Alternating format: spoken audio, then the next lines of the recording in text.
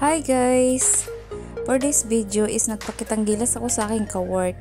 Ayan, nandito ako pa sa bahay ng aking ka-work dati guys. So, nag-request siya sa akin na ipagluto ko daw siya ng yung natutunan kong niluluto ko sa abroad. Yun nga dun sa Taiwan. So, nagpakitang gilas tayo guys. Nilutuan ko siya ng grind pork with tofu kasi yun ang pinakamabilis lutuin. So, ayan, pinabili ko na siya ng tofu at pinaano ko na din siya ng fork. So, ayan, simulan na natin lutuin yung gusto niyang matikman. So, ayan, nagisa na ko ng konting bawang. Ayan, igisa-gisa mo lang yung bawang. Kunti lang yung ano ng bawang, huwag niyong sunugin kasi mas masarap siya pag hindi sunog. Tapos, ilagay na yung fork. Ayan, ayan na yung pork, no? Pork yan, pork ha.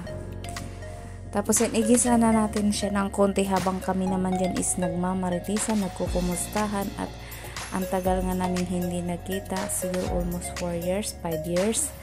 So, ayan. At inaano ko kasi yung ano niyan, anak niyan. So, kumari ko talaga yan siya.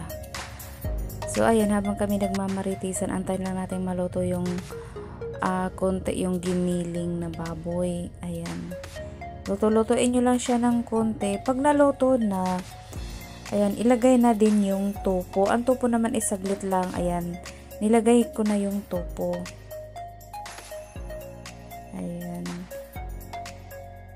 Gusto kasing makatikim ng ka-work ko dati na ng pagkain daw ng Chinese.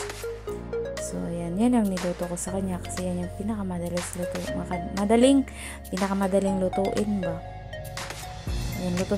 Timplahan nyo lang, lagay nyo lang ng konting asin, konting bitchin. Kung meron kayong mga ng parang Chinese din, pwede nyo din lagyan. So, ayan na siya guys. Napakadali lang, diba? Thank you for watching!